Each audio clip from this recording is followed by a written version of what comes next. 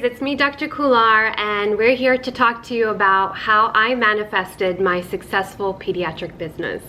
But before I go on to talk about this, I just wanted everyone to say hello to Vihan because he's going to be listening to my whole discussion while he's having his breakfast.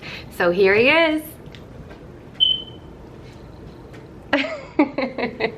From the beginning, from the time when I was in medical school and residency, I've always been someone that has been interested in books that include the concept of law of attraction. So the books like The Secret, The Power, The Alchemist, those are the books I would read in that little free time that I would have. And that's where my interest kind of sparked as to the fact that your mind has the ability to get you in the direction of your reality, and your mind is that powerful enough that if you have that intention or that desire, it could lead you to the right path that you want for your future. So a few years ago, when I was going through my divorce, I had merely a few $1,000s in my bank account, and I had to figure out a way of how I would pay for my lawyer, how I would go to the court several times a week throughout the next few months while I'm working a full-time job.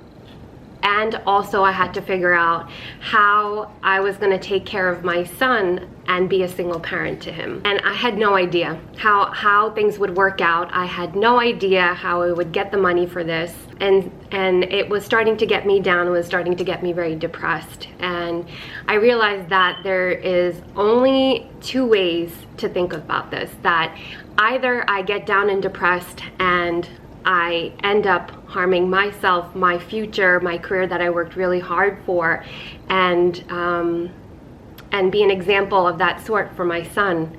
Or I could go down a direction where I think positively, I believe in myself, and I make it through and I persevere, which is what I told myself. There is no other option except to go down that route of being positive, because that would be the only route that would lead me to being financially independent and still maintaining my career and still able to be with my son and be an example to him that I've always meant to be. So what I started to do is something completely different, other than working on focusing my thoughts onto the stress or the worry of constantly thinking how, I actually would just go for a walk. So I started going for a walk every morning for an hour,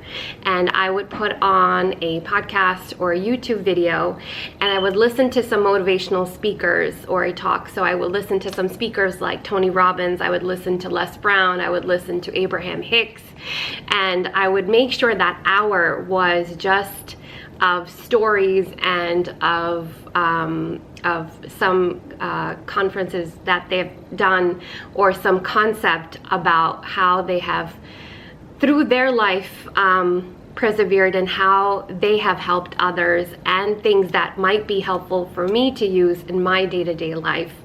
So that way it could help me of how I could mentally become stronger. At the end of that month, I did hear two stories that just resonated with me at a very high degree. So one of them was of Sylvester Stallone's story of how he didn't have much in the beginning of his career, and how he had a certain belief in his story, and he had a certain belief of being an actor in that story.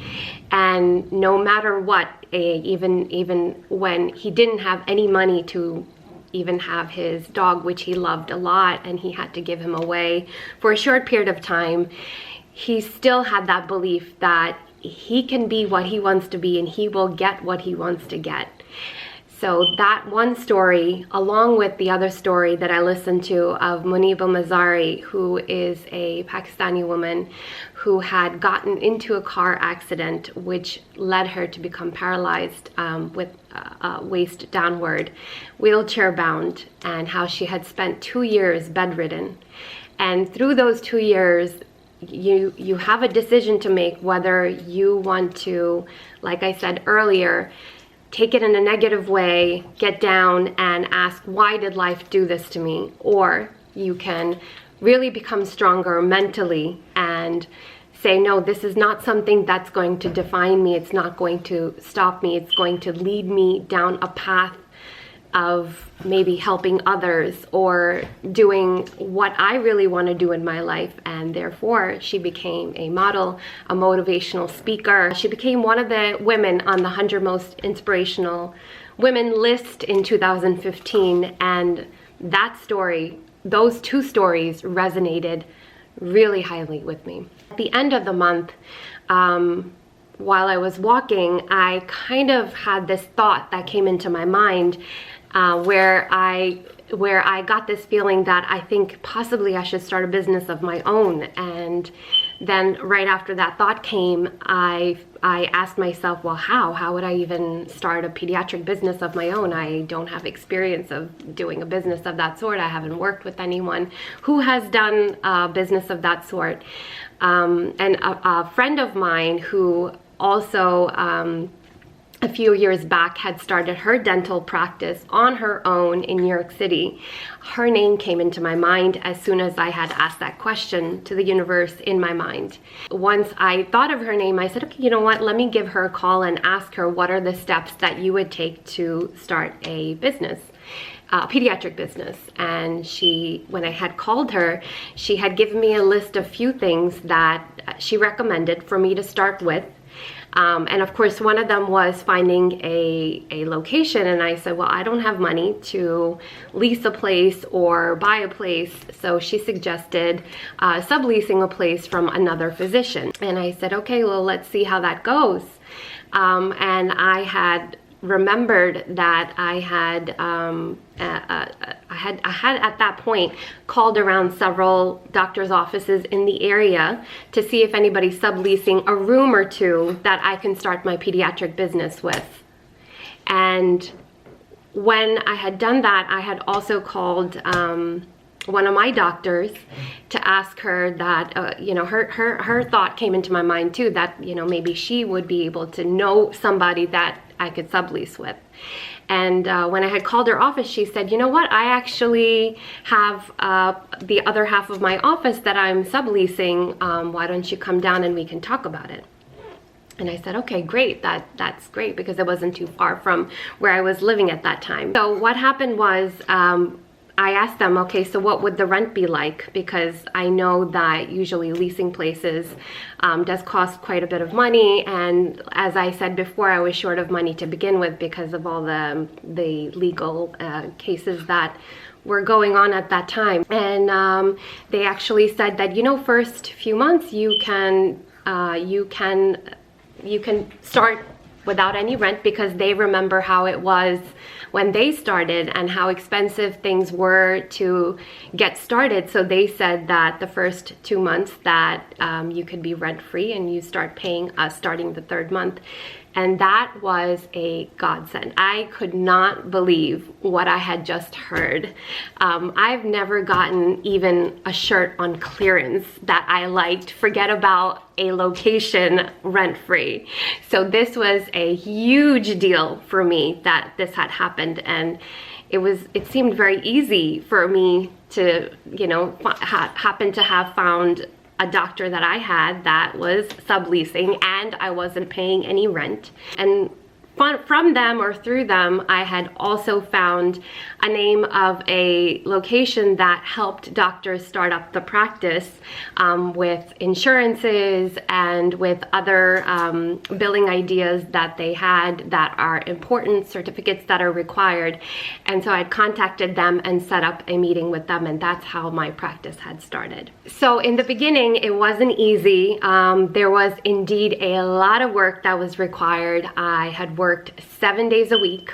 I had not taken a single day off in that time that I had worked.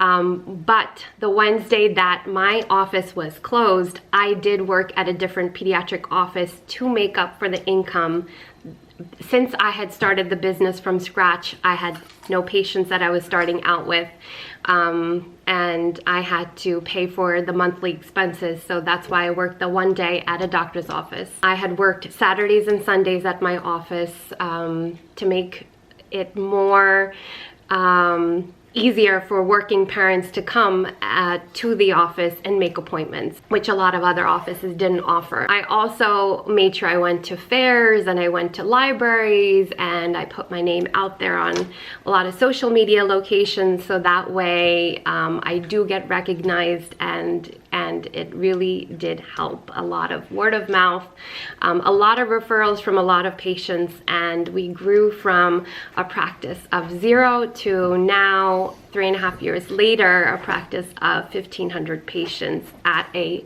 different location with 4 rooms, and I couldn't be happier. Here are some other tips and recommendations that I have that would help you with manifesting a business, a career, a person, anything that you were to manifest. If I were to give you some tips of how to go about doing it, here's what I would say. The most important thing before I do give you the tips is that recognizing the fact that your mind is limitless, and to make sure that you get every single ounce of doubt and negativity out of your mind when you want to manifest something. There is absolutely no benefit to sit in doubt and negativity. There is nothing that's going to be achieved from it. I'm not saying that you cannot think about it or be cautious about pitfalls, but what I am saying is try to have that thought, send it away, and tell yourself that, no, this is going to happen. I am going to achieve this. I am going to get this, and there is no other way around it. And when you tell your mind that over and over, there is no way that you won't get or achieve what you want to achieve. The second thing I would say is make sure you have an intention. So you need an intention of what you are looking to achieve, and it has to be a very clear intention. So you cannot give the universe mixed signals of what you're trying to achieve, who you're trying to be with, what path you're trying to go down. It has to be extremely clear intentions. I have achieved what I have wanted to achieve. Saying it in present tense like it has already happened. And sometimes it may help you, and depends on what type of person you are, to write these intentions down, so that way you have actually written it down and you could read it on a daily basis in the morning after maybe a 5-10 minute meditation of the fact that I have achieved.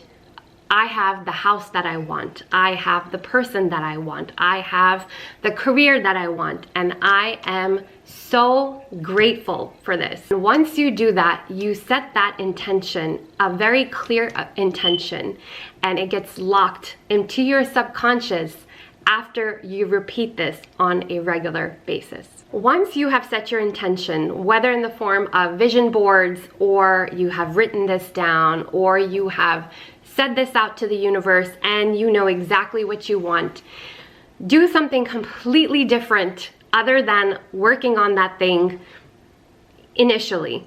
So for example, I love walking. Walking helps me clear my mind. It has always helped relax me. It has always made me positive in my thoughts. So if your way of meditating is dancing, or actually sitting down quietly and meditating, or your way of meditating is reading, or your way of meditating is doing art, something quiet on your own for yourself with no thoughts on your problems. In fact, completely opposite, on things that there are no resistance, that make your heart sing, that make you happy. And that is exactly what's going to get you your answers. So if you heard me in the earlier part of the video, I said after 30 days, of, or after a month of walking and continuously putting positive thoughts into my mind and positive ideas, and sometimes I would walk at nighttime also, is when I got this thought inside.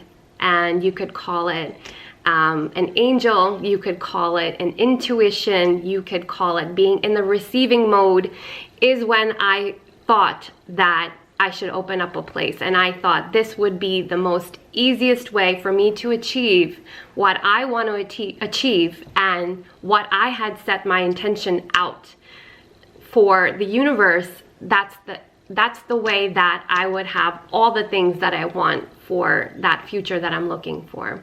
And I would consistently doing it without putting any pressure or without putting any thought or expectation that I'm gonna get a calling from the universe, or I'm gonna get some sort of why, or no frustration of why I'm not getting any answers.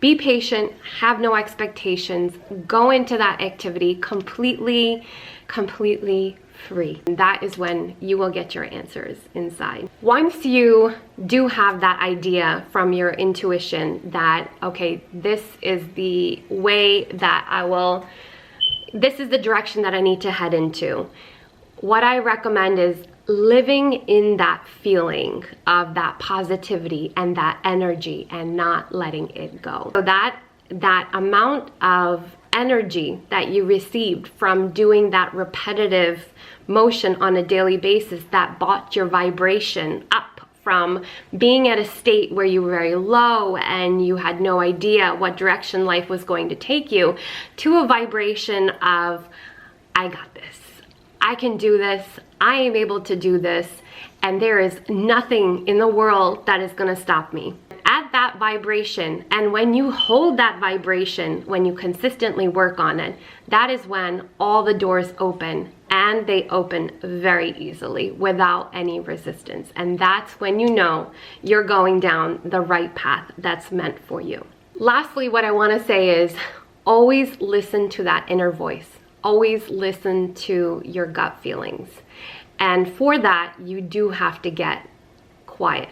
And for that, you have to be in that receptive mode to listen to your intuition or your gut of what it's telling you. And when you do that is when you will get any answers. Sometimes for some people it could be signs, it could be numbers that are repeating, it could be a poster that you see, it could be a person that comes into your life. But you have to have your eyes and ears open, and just like I said, you have to be in that vibration that is receiving those signs, so that way you know that this is what you have to do that's going to lead you to the path of being extremely happy. Because at the end of the day, that is all we're trying to achieve. When you're trying to get any career you want, any person that you want, any money that you want, at the end of the day, you're trying to achieve that feeling. And that feeling is of contentment and is of bliss and is of happiness. And whatever that may be for you, that's what this process is going to help you with. Hopefully you like this video. If you like other such videos, please make sure you subscribe below and leave us any comments. And we'll see you soon. Take care. Bye.